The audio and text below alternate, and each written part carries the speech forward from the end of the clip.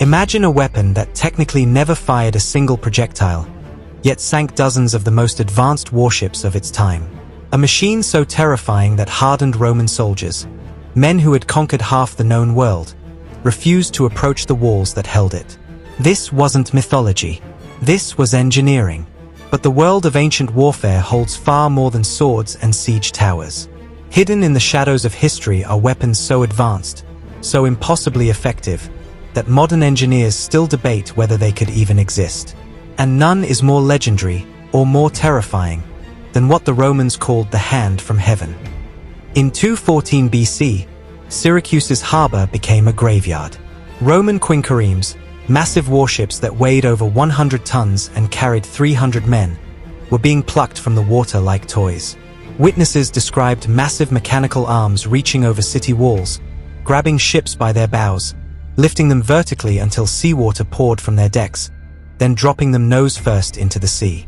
Survivors spoke of beams that seemed to emerge from nowhere, grappling hooks the size of men, and a mechanical precision that seemed almost supernatural. The Romans had never retreated from a siege. Until Syracuse. Today, we'll uncover the true story of Archimedes' Claw, the ancient superweapon that held off Rome's greatest military for nearly 2 years. And what we discover might change everything you thought you knew about ancient technology. Let's start with the man who created it. Act 1. The genius who didn't want war. Archimedes wasn't a warrior. He was a mathematician who loved pure theory, a man who spent his days contemplating circles and spirals, lost in abstract thought. According to Plutarch, he was so absorbed in geometry that he would draw diagrams in the ashes of his fireplace, in the oil on his skin after bathing, anywhere his mind could express the mathematical truths he discovered. But here's what makes his story fascinating. This peaceful scholar would create the most devastating antinaval weapons the ancient world had ever seen. Archimedes had already invented the compound pulley system, allowing one man to move objects that would normally require dozens. King Hiero II of Syracuse watched in amazement as the mathematician single-handedly pulled a fully loaded ship across the beach using only a series of ropes and wheels. "Give me a place to stand," Archimedes famously declared, "and I shall move the earth." But that parlor trick was nothing compared to what was coming. Because in 214 BC, Rome, the unstoppable military machine that had crushed Carthage and terrified the Mediterranean, set its sights on Syracuse. And they brought 220 warships to ensure there would be no resistance. The Roman commander, Marcus Claudius Marcellus, was confident. He'd conquered cities from Gaul to North Africa. Syracuse, he believed, would fall in 5 days. He was wrong. The siege would last nearly 2 years, and it would become Rome's most humiliating military failure. But what could possibly stop the Roman navy? They had the quinquereme, a warship so advanced it was essentially the ancient aircraft carrier. These weren't simple boats. They were 5-tiered floating fortresses with bronze rams designed to split enemy hulls, carrying up to 90 rowers, 30 sailors, and 120 marines in full armor. Picture this. Each quinquereme was roughly 150 feet long and 20 feet wide, powered by banks of oars that could propel these massive vessels at surprising speeds. The bronze ram at the bow weighed over half a ton and could punch through wooden hulls with devastating force. Rome had spent decades perfecting these ships, turning them into the most feared weapons in the Mediterranean. Marcellus deployed 60 of these warships in his first assault on Syracuse's harbor. The city's defenders could see them coming from miles away, a forest of masts, the rhythmic splash of hundreds of oars, the glint of armor from thousands of soldiers ready to storm the walls. And then something impossible happened. As the first quinqueremes approached within arrow range of Syracuse's walls, massive wooden beams began to emerge from hidden ports in the fortifications. At the end of each beam hung an enormous iron claw, suspended by heavy chains. The Romans had never seen anything like it, but they were about to experience it. Act 2. The mechanical nightmare. The first claw descended so quickly the Romans barely had time to react. The iron grappling hook, later described by historians as being the size of a man's torso, crashed through the deck of the lead quinquereme, its 3 curved talons biting deep into the wooden hull. Then the ship began to rise. Imagine being a Roman soldier on that deck. You've trained for years, fought in dozens of battles, conquered cities across the known world. And suddenly, your 100-ton warship is being lifted out of the water like a fish on a line. The bow rises first, slowly, impossibly. Water streams from the oar ports. Your fellow soldiers slide backward, grasping for ropes, for railings, for anything stable. The deck tilts 20 degrees, then 30, then 45, and then the claw releases. The quinquereme crashes bow first into the harbor. The bronze ram that was designed to destroy enemy ships instead becomes a death sentence for its own crew as the ship plunges underwater. The wooden hull splinters. Men in full armor sink like stones. Within seconds, a warship that took months to build and years to crew becomes a tomb. But here's what truly terrified the Romans. This wasn't just one claw. Ancient sources describe multiple mechanical arms operating simultaneously along Syracuse's walls, each one independently targeting different ships. It was coordinated. It was precise. It was devastatingly effective. Polybius, the Greek historian who interviewed survivors, wrote that the Romans could not even see where the blows were coming from. The claws would emerge, strike, and retract before any counterattack could be mounted. Some ships were lifted and dropped. Others were grabbed and dashed against the rocks beneath the city walls. Still others were held suspended until the crew abandoned ship, jumping into the harbor in their armor, drowning before they could swim 10 feet. Marcellus ordered his ships to retreat. For the first time in living memory, Roman warships fled from a stationary target. But how did this machine actually work? This is where the story gets even more remarkable. Because Archimedes didn't have hydraulics, didn't have steam power, didn't have any of the technology we associate with heavy machinery. What he had was an understanding of leverage and counterweights that was centuries ahead of his time. Modern reconstructions suggest each claw operated like a massive crane, using a system of pulleys and counterweights hidden within the city walls. A large stone or lead weight would be lifted using human or animal power, probably teams of men turning windlasses. Once raised, the weight could be released, and the mechanical advantage of the pulley system would multiply that force dozens of times over. The claw itself was suspended from a movable beam that could swing outward from the walls, allowing operators to target ships at different distances. When the iron grappling hook secured itself in a ship's hull, often punching completely through the deck, the counterweight would engage, and the ship would simply rise. But before moving on, I would like to ask you for something. If you like these documentaries and want to support me, please consider subscribing. It's free. Now, what makes this even more ingenious is the release mechanism. Archimedes designed a quick release system that would drop the ship from maximum height, ensuring catastrophic damage. Some ancient sources claim the claws could lift a quinquereme's bow more than 20 feet out of the water before releasing it. The physics are staggering. A fully loaded quinquereme weighed approximately 100 tons. To lift even the front portion of such a vessel would require generating force equivalent to lifting 30 to 40 tons. Using a compound pulley system with a 10:1 or even 20:1 mechanical advantage, teams of men could theoretically generate this force. But the engineering precision required, the strength of the materials, the design of the grappling mechanism, the structural integrity of the entire system, was far beyond anything else in the ancient world. And yet, the archaeological and historical evidence suggests it existed. It worked, and it destroyed Rome's fleet. But Marcellus wasn't finished. He'd lost ships, yes. Lost men, absolutely. But Rome didn't become an empire by giving up after one defeat. So he changed tactics. If he couldn't approach from the sea, he'd take the city by land. This is where Archimedes' genius moved from impressive to absolutely terrifying. Act 3. The weapons multiply. Marcellus assembled his siege engines, massive sambuca towers that could roll up to city walls and deploy boarding bridges. These were proven weapons, used successfully in dozens of sieges across the Mediterranean. Each tower stood over 40 feet tall, covered in wet hides to resist fire, carrying dozens of soldiers who would swarm over the walls once the bridge deployed. The Romans wheeled 8 of these towers towards Syracuse's walls at dawn. Marcellus watched from a safe distance, confident that this time, nothing could stop them. He was wrong again.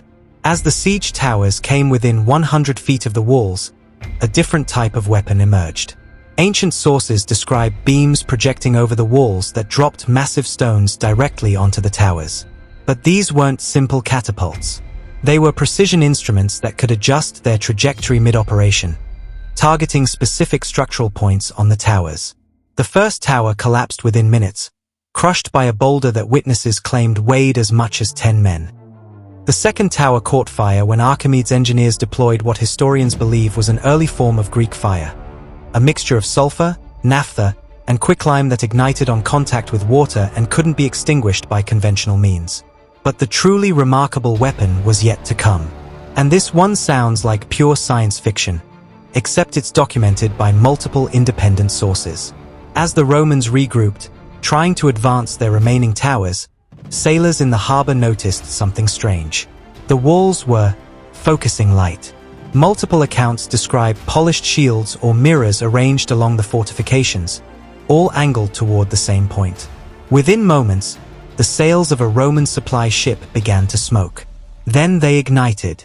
This is the famous heat ray or burning mirrors attributed to Archimedes. For centuries, scholars debated whether this was even possible.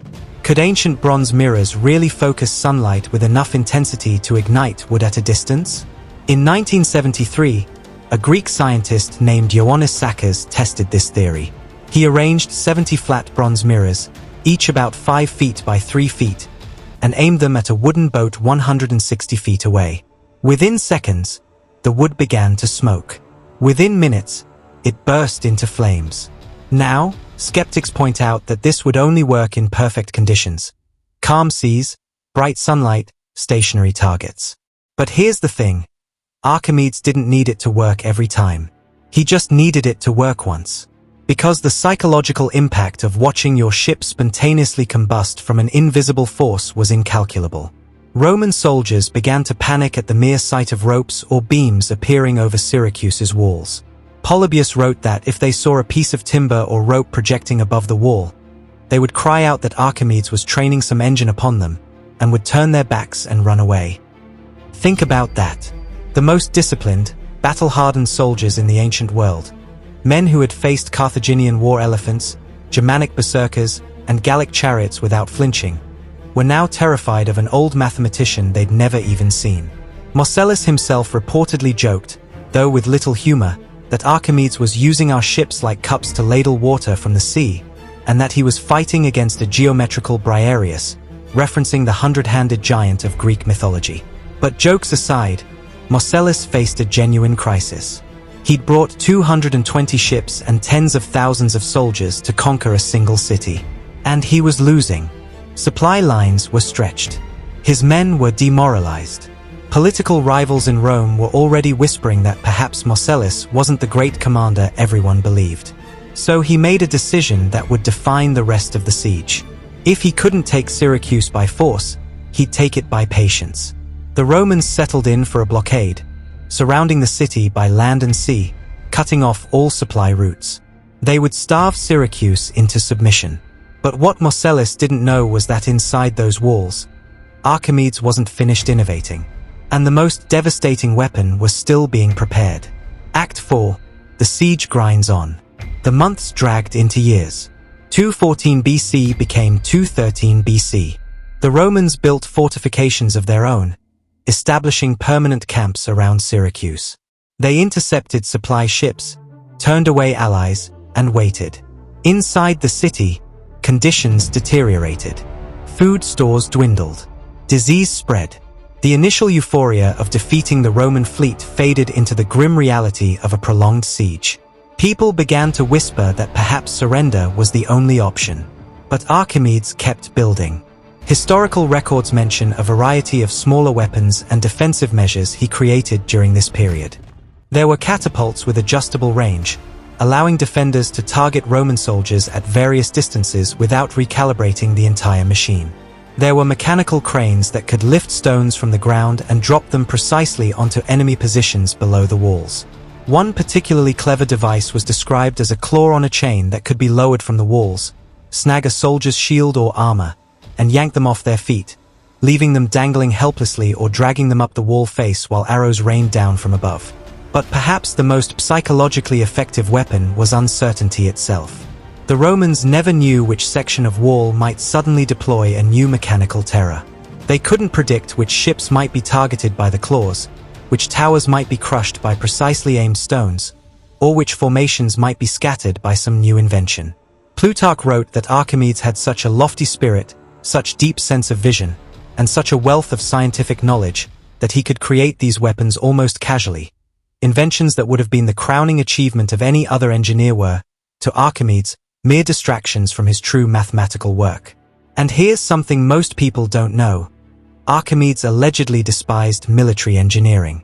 According to ancient sources, he saw it as a vulgar application of pure mathematical principles. He created these weapons out of duty to Syracuse and love for King Hiero, not out of any passion for warfare. Plutarch claims that Archimedes refused to write down any descriptions of his military inventions, considering them ignoble and sordid. He wanted to be remembered for his work on the sphere and cylinder, for his calculations of pi, for his methods of determining volume, not for machines that killed men. This creates a fascinating irony. The greatest military engineer of the ancient world didn't want to be a military engineer at all. And yet his weapons would be remembered and feared for centuries, long after his mathematical treatises were forgotten by all but specialized scholars. But as 213 BC turned to 212 BC, Syracuse faced an unavoidable truth. Genius couldn't overcome logistics forever. The food was running out. The population was weakening. And no matter how brilliant Archimedes' weapons were, they couldn't feed hungry children or heal the sick. The Romans sensed the city was breaking. Marcellus intensified the blockade, ensuring that not even a fishing boat could slip through. He sent messengers to other cities in Sicily, making examples of those who tried to help Syracuse. The message was clear. Rome's pride had been wounded, and when Rome was wounded, it didn't forgive. Inside Syracuse, factions formed. Some argued for continued resistance. Others, particularly the wealthy merchants whose fortunes depended on trade, pushed for negotiation. The city's council met in secret, debating options, searching for any solution that didn't end in massacre or slavery. And then, in the summer of 212 BC, an opportunity emerged. Syracuse would be holding a festival to honor the goddess Artemis. The celebration would last several days, with feasting and, crucially, heavy drinking. The city's vigilance would slip, just for a moment. A traitor inside Syracuse sent word to Marcellus, and the Roman commander finally saw his chance. Act 5. The Fall and the Tragedy. On a moonless night during the festival, a small group of Roman soldiers scaled a weakly defended section of wall. The guards were distracted, celebrating, perhaps drunk. By the time the alarm was raised, Roman troops were already inside the city, opening the gates for the main force. What followed was brutal. The Romans, after nearly 2 years of humiliation and frustration, poured into Syracuse with a fury that ancient sources describe as barely controlled. Soldiers ransacked homes, seized treasures, killed resistors. The streets ran with blood as the pent-up rage of a wounded empire found its release. But Marcellus had given one explicit order: find Archimedes. Bring him alive. The general recognized the value of such a mind. If Rome could claim Archimedes as a prize, parade him through the streets, force him to build weapons for Roman legions instead of against them, that would be a victory worth the 2-year siege. Roman soldiers spread through the city, asking for the mathematician, describing the old man who had caused them so much grief. And eventually, they found him. Archimedes was in his home, bent over a sand tray where he'd drawn geometric diagrams. Even with the city falling around him, even with the sounds of battle and screams echoing through the streets, he was absorbed in a mathematical problem. Some sources say he was working on a proof about the properties of circles. Others claim he was calculating the volume of a sphere. What happened next has been told and retold for over 2,000 years, but the core story remains consistent across multiple ancient sources. A Roman soldier burst into Archimedes' home, demanding he come with him to see Marcellus. Archimedes, completely absorbed in his work, either didn't hear or didn't acknowledge the soldier. The accounts vary on his exact words, but the most famous version claims he said, "Do not disturb my circles." He gestured at his diagrams, trying to explain that he was in the middle of a proof, that he couldn't leave until he'd finished this particular problem. The soldier, exhausted from battle, frustrated by the years of siege, and perhaps not recognizing the old man before him, drew his sword and killed the greatest scientific mind of the ancient world. When Marcellus heard what had happened, ancient sources say he wept. He'd specifically ordered that Archimedes be spared, be honored, be brought to him safely. Instead, a single thoughtless act by an unknown soldier had destroyed one of Rome's greatest potential prizes. Marcellus gave Archimedes an honorable burial. He sought out the mathematician's family and provided for them. He even commissioned a tomb decorated with Archimedes' favorite mathematical proof, a sphere inscribed within a cylinder, along with the relationship between their volumes that he had discovered. The sphere's volume is exactly 2/3 that of the cylinder that surrounds it. This was what Archimedes wanted to be remembered for. Not the claws that plucked warships from the sea. Not the mirrors that ignited sails. Not the cranes that crushed siege towers. Just a simple, elegant mathematical truth about spheres and cylinders. But history had other plans. For centuries after his death, Archimedes was remembered primarily as the man who had humiliated Rome, who had held off the greatest military force in the world with nothing but mechanical ingenuity and mathematical precision. The Romans eventually dismantled his weapons, but they never forgot them. Roman engineers studied the principles behind the claws and cranes, incorporating some of Archimedes' innovations into their own siege equipment. The defensive techniques he pioneered influenced fortification design for generations. Even the great Roman architect and engineer Vitruvius, writing 2 centuries later, devoted significant portions of his treatise on architecture to analyzing Archimedes' machines, trying to understand how one man could have created such devastation. Modern attempts to reconstruct the claw have proven partially successful. In 2005, a team of engineers built a working replica using ancient construction techniques: wood, rope, bronze, and iron. They managed to lift a simulated warship mock-up weighing several tons using only human-powered windlasses and Archimedes' pulley principles. The reconstruction revealed something fascinating. The claw wasn't just mechanically sound, it was actually over-engineered for safety. Archimedes had built-in redundancies, backup release mechanisms, and structural reinforcements that weren't strictly necessary but ensured the weapon wouldn't fail at a critical moment. This was pure Archimedes. Even when building weapons he hated, he couldn't help but build them perfectly, with mathematical precision and engineering excellence that exceeded requirements. His death marked a turning point in ancient science. The Romans, for all their engineering prowess, were more practical than theoretical. They built aqueducts and roads and bridges, but they didn't produce mathematicians and physicists at the level of Archimedes. Some historians argue that his death, and the general decline of Greek scientific culture that followed Rome's expansion, delayed human technological progress by centuries. The mathematical and mechanical principles Archimedes understood wouldn't be fully rediscovered until the Renaissance, over 1,500 years later.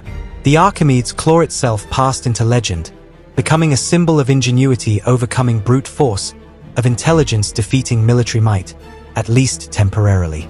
Medieval writers referenced it as an example of ancient wisdom. Renaissance engineers tried to recreate it. Even today, the story of those mechanical arms plucking Roman warships from the Mediterranean represents something profound about human innovation. Because here's the ultimate truth about Archimedes' claw. It wasn't really about the claw at all. It was about what happens when pure intellectual brilliance is forced to confront violence. It's about a peaceful mathematician who, when his city needed him, created weapons that changed warfare forever, then went right back to drawing circles in the sand, hoping to be remembered for his theorems instead of his body counts. And in the end, on that bloody day when Syracuse fell, he got his wish in the worst possible way, dying not as a warrior or engineer, but as a mathematician, protecting his circles to the very last moment. If you want to see more stories of ancient innovation and forgotten genius, subscribe. There's so much more history that deserves to be remembered.